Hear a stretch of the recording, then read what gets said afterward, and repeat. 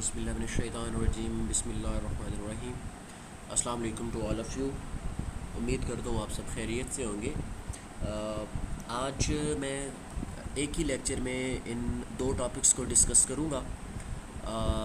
Geometric meaning of partial derivatives का एक definition और थोड़ा सा कंसेप्ट मैंने आपको पिछले लेक्चर में दिया था, तो इसका ज्योमेट्रिकली और कुछ एग्जांपल्स के थ्रू हम इसको देखेंगे कि इसका how we can elaborate this topic. और उसके बाद आयलर्स थ्योरम और चेन रूल, इन चीज़ों को भी हम इंशाल्लाह आज के लेक्चर में ही डिस्कस करेंगे। पार्शियल डेरिवेटिव्स से रिलेटेड मैंने आपको थोड़ा बहुत बताया था, मैं रिकैप कर देता हूँ। पार्शियल डेरिवेटिव बेसिकली कि जब हमारे पास टू और more than two variables independent variables आ जाते हैं, तो वहाँ पे हम पार्शियल डेरिवेटिव्स को यूज़ करते हैं। जैसे कि अगर हमारे पास कोई ऐसी इक्वेशन हो या कोई ऐसा एक्सप्रेशन हो कि जो सिंगल वेरिएबल हो, हम let's say y is equals to X square plus 2x plus 1, तो जनरली हमने कोई एक एक्सप्रेशन फंक्शन ले लिया है, इसका डेरिवेटिव लेना हो तो हम क्या करते हैं, बस differentiate with respect to x, या जो भी वेरिएबल होगा हम उसके रिस्पेक्ट से उसको डिफरेंशिएट कर देते हैं। लेकिन अगर हमारे पास कोई मिक्स्ड इक्वेशन आ जाए, जैसे कि equation of two variables, function of two variables हो, let's say F of x Y equals to आप कह लो X square Y plus 2xy, इस तरह की कोई, तो वहाँ पे हम पार्शियल डेरिवेटिव्स की हेल्प से चलते होते हैं ताकि हम इजीली उनको डिफरेंशिएट कर सकें। Partial derivative basically partial by word भी इसका मीन हम निकाल सकते हैं कि वन बाय वन डेरिवेटिव लेना, मतलब partially with respect to X ले लेना, partially with respect to Y ले लेना, इसी तरह जो भी वेरिएबल्स इन्वॉल्व होंगे। ठीक है, तो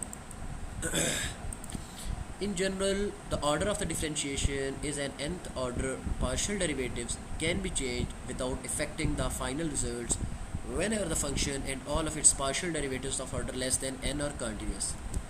कंटिन्यूस होने चाहिए। कंटिन्यूस होने का मतलब क्या है, लिमिट एग्जिस्ट करनी चाहिए। लिमिट कैसे एग्जिस्ट करती है ये काफ़ी डिटेल में हम इसको डिस्कस कर चुके हैं। और n नंबर ऑफ़ ऑर्डर हो सकते हैं, मतलब आप first, second, third, fifth, 10th कोई भी डेरिवेटिव ले सकते हो। सिंपल हमने डेरिवेटिव ही लेना होता है, डेरिवेटिव्स के रूल्स हमें पता है, वो हम एक्सप्रेशन को देख लेते होते हैं, हमें जो भी डेरिवेटिव रिक्वायर्ड होता है, जो भी रूल हमारा यूज़ होना होता है, हम उसको यूज़ कर लेते होते हैं। फॉर एग्ज़ाम्पल अगर हम कोई फंक्शन लें f और उसके पार्शियल डेरिवेटिव्स देखें, फर्स्ट, सेकंड या थर्ड, जो भी हम देखते हैं, हमारी मर्ज़ी है। अभी हमने इसको जनरली भी डिस्कस किया कि we can take n times partial derivatives of any function. ठीक है, तो लेट्स से फंक्शन f हमारे पास कोई है। अब ये जो है f x y y, this means कि first we have to take partial derivative with respect to x, then secondly जो होगा वो partial derivative with respect to y होगा, again partial derivative with respect to y होगा। ठीक है, इसका क्या मतलब है, partial derivative with respect to y, then with respect to x, then with respect to y। इधर पहले with respect to y and with respect to x, ये तीनों इक्वल होंगे। ऑब्वियस सी बात है, आपके पास कोई फंक्शन है x और y का, एक्स और वाई वेरिएबल का आपके पास अगर कोई फंक्शन है, तो आप उसका पहले एक्स के रिस्पेक्ट से पार्शियल डेरिवेटिव ले लो, बाद में वाई के रिस्पेक्ट से ले लो, या पहले वाई के रिस्पेक्ट से पार्शियल डेरिवेटिव ले लें, या बाद में एक्स के रिस्पेक्ट से ले लें, इससे कोई फ़र्क नहीं पड़ता। ठीक है, अब आप इसको, ये 3 डेरिवेटिव्स लिए गए हैं, तो आप इसको थर्ड ऑर्डर डेरिवेटिव कहोगे। तो partial cube of F over partial Y का 2 टाइम्स है तो curl Y square, partial Y square, X का 1 टाइम है तो पार्शियल एक्स, यहाँ पे y x एंड y, यहाँ पे y स्केयर एंड x। ठीक है, तो पहले जिसका आप ले रहे हो उसका पहले लिखा, जिसका बाद में ले रहे हो उसका बाद में लिखा। ठीक है, उसके बाद हमारे पास है order of differentiation. Order of differentiation में कोई ये नई चीज़ नहीं है, अभी ऊपर ही जो मैंने डिस्कस किया कि जिसके रिस्पेक्ट से आप पहले, जिस वेरिएबल के रिस्पेक्ट से आप पहले डेरिवेटिव लेंगे, उसी को पहले लिखा जाएगा। ठीक है, आप विद रिस्पेक्ट टू x ले रहे हो तो पहले आप डिनोमिनेटर में ही हम, जैसे कि dy बाई डी एक्स है, तो y is equals to something होता था एक्स स्क्वायर प्लस 1, तो आप उसको with respect to X differentiate करते थे, आप लिखते थे कि dy by D X. Let's say मेरे पास अगर कोई ये है फंक्शन, ठीक है, y equals to X square plus 1। अगर आपने इसको डिफ्रेंशिएट करना है तो हम क्या करते हैं, differentiate with respect to X, तो फिर हम क्या लिखते होते हैं, dy by D X equals to इसका फिर जो भी डेरिवेटिव आता है 2x, और 1 का derivative 1 is a constant number, तो कांस्टेंट का डेरिवेटिव हमें पता है वो 0 होता है।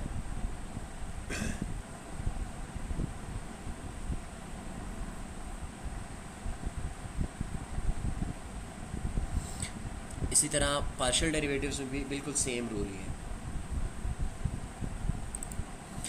इसी तरह यहाँ पे देखिए हमारे पास अगर कोई फंक्शन है F of x Y Y square X four E power X plus 2, this is the function of two variables X and Y. If we are interested to find the fifth derivative, ठीक है, तो अब हम इस function का 5 times derivative लेंगे। Twice a time we have to take with respect to X and thrice a time with respect to Y, ठीक है। अब आप देखिए पहले आपके पास कर्ल एक्स है तो आप, और कर्ल एक्स स्क्वेयर है, तो आप twice times with respect to X derivative लोगे, और उसके बाद 3 टाइम्स आप with respect to Y derivative लोगे, ठीक है। कैसे वो आगे हम देखते हैं। Differentiating in the order firstly with respect to X and then with respect to y, then the calculation will involve many steps making the job difficult. But if we differentiate this function with respect to y first and then with respect to x secondly, then the value of this fifth order derivative can be calculated in a few steps, ठीक है। अच्छा, इसका what is the reason? The reason behind this is कि आपके पास x के 2 functions हैं, ठीक है। एक x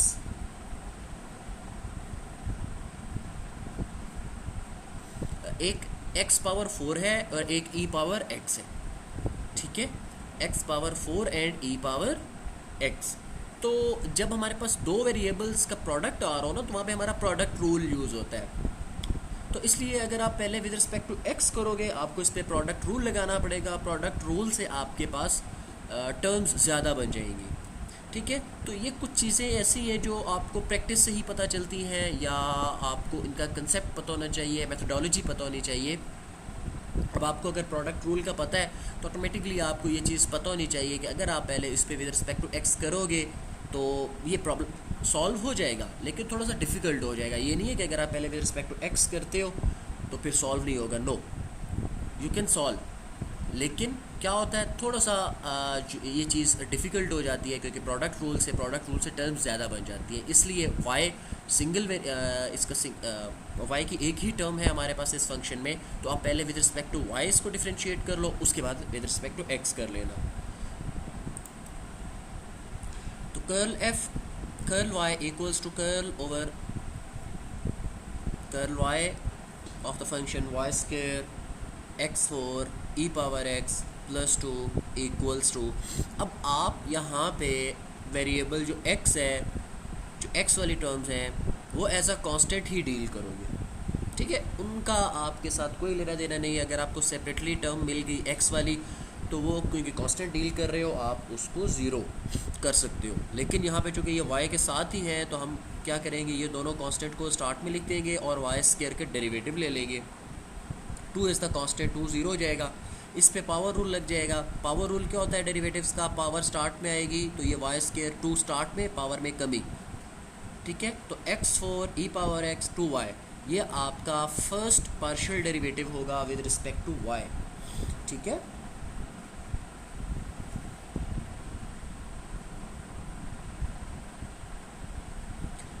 इसी तरह इसी टर्म का फिर आप सेकंड डेरिवेटिव लोगे। ये चीज़ याद रखनी है, सेकंड डेरिवेटिव फर्स्ट डेरिवेटिव का ही होता है। ऐसा नहीं कर देना कि जो फंक्शन आपको गिवन है उसका फर्स्ट डेरिवेटिव लिया है, फिर जब सेकंड डेरिवेटिव ले रहे हो तो वापस उसी फंक्शन पे चले जाना है। नो, जिसका आपने फर्स्ट डेरिवेटिव ले लिया उसी का फिर आप सेकंड डेरिवेटिव लोगे। जैसे कि इस टर्म का आपने फर्स्ट डेरिवेटिव लिया, इसी का अब आप सेकंड डेरिवेटिव लोगे, ठीक है।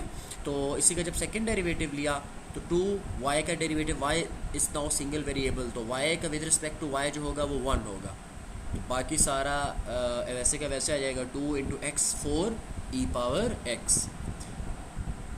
इसी तरह अब आप जब इसके थर्ड डेरिवेटिव लोगे विद रिस्पेक्ट टू y, तो यहाँ पे कोई भी y की टर्म नहीं है, तो इसका मतलब ये डेरिवेटिव क्या हो जाएगा, ज़ीरो हो जाएगा। ठीक है, अब ये ज़ीरो हो गया है।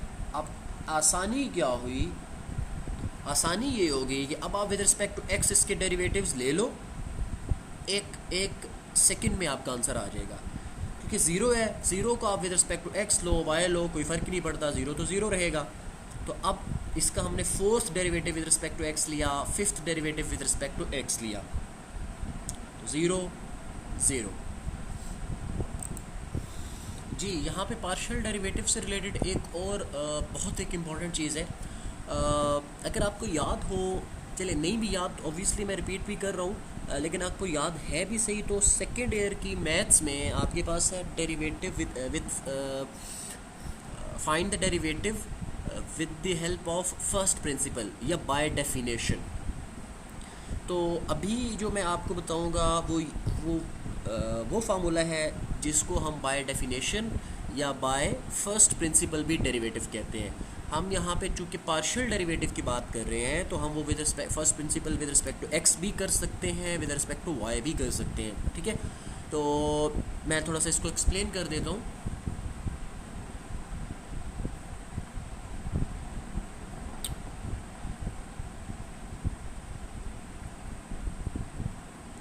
अब देखिए, यहाँ पे हमारे पास कोई फंक्शन है, ये z is equals to F of x Y. Let's say मैं partial derivative with respect to x लेना चाहता हूँ, तो मैं इसमें थोड़ा सा चेंज बाय फर्स्ट प्रिंसिपल, हम उसमें डेल्टा x इन्वॉल्व करेंगे। Delta x is basically a slight change in the function, in the variable, कि उसमें थोड़ा सा चेंज क्या आ रहा है।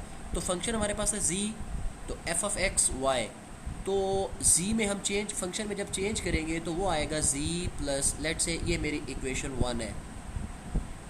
ठीक है, अगर ये इक्वेशन 1 है तो हम उसमें क्या करेंगे, थोड़ा सा चेंज किया, तो z plus delta z with respect to x हम उसमें चेंज कर रहे हैं। हमारे पास फंक्शन ऑफ टू वेरिएबल्स है, तो हमने इस बात का ख्याल रखना है कि हम कौन से फंक्शन में चेंज कर रहे हैं। ठीक है, तो x plus delta x comma y। ठीक है, ये मैं आपको कौन सा मेथड बता रहा हूँ, मैं दोबारा से इसको बता देता हूँ। ये फर्स्ट प्रिंसिपल है। ठीक है, ये इक्वेशन 2, दिस इज इक्वेशन 1। फिर हम क्या करते हैं, नेक्स्ट स्टेप में हम क्या करते हैं, इक्वेशन 1 को इक्वेशन 2 में से सब्ट्रैक्ट करते हैं। जब सब्ट्रैक्ट करेंगे तो वो क्या आएगा, z plus delta z minus z। ठीक है, z और माइनस z कैंसिल आउट होंगे, और f of x plus delta x comma y minus f of x y. ठीक है, तो हम इस स्टेप पे आ जाएंगे आफ्टर सब्ट्रैक्टिंग। उसके बाद हम क्या करते हैं, डेल्टा एक्स को दोनों साइड्स पे डिवाइड करते हैं, डेल्टा एक्स, और आफ्टर डिवाइडिंग हम उस पर लिमिट अप्लाई कर देते हैं। ठीक है, तो ये फर्स्ट प्रिंसिपल है। यहाँ पे एक और चीज़ मैं ऐड करूँगा, यहाँ पे आप चेंज इन एक्स फाइंड कर रहे हो, तो चेंज इन एक्स है, तो जब आपने लिमिट्स अप्लाई की तो आपने क्या किया, डेल्टा एक्स अप्रोचेज टू 0। जब आप change in y, same steps है, बस चेंज इन एक्स और change in Y.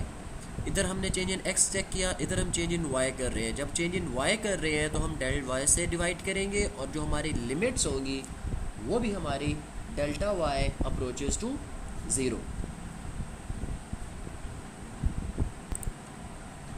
Then we have the higher order partial derivatives. Higher order में हमारे पास मीन्स के more than 1, second order, third order, more than 3, तो n टाइम्स हम ले सकते हैं। ठीक है, यहाँ पे अगर आप देखो ना, फर्स्ट जो पार्शियल डेरिवेटिव था उसी का अगेन आप पार्शियल डेरिवेटिव किया तो उसका स्क्वायर आ गया। हम उसको एफ ऑफ एक्स से भी डिनोट कर सकते हैं। ठीक है, एफ ऑफ एक्स एक्स से भी डिनोट कर सकते हो, एफ ऑफ एक्स स्क्वायर से भी डिनोट कर सकते हो। तो ये सारी नोटेशंस हैं, इन नोटेशंस को आपने रिमाइंड कर लेना है कि इनमें से कोई भी अगर हमारे पास यूज़ हो रही होगी तो उसकी अंडरस्टैंडिंग हमें होनी चाहिए कि इसका क्या मतलब है, इन डेरिवेटिव्स का ये जो लिखा हुआ है इसका मतलब क्या है, कितने टाइम्स हमने डेरिवेटिव लिया, किस वेरिएबल की रिस्पेक्ट से लिया, ये सारी चीज़ें हैं।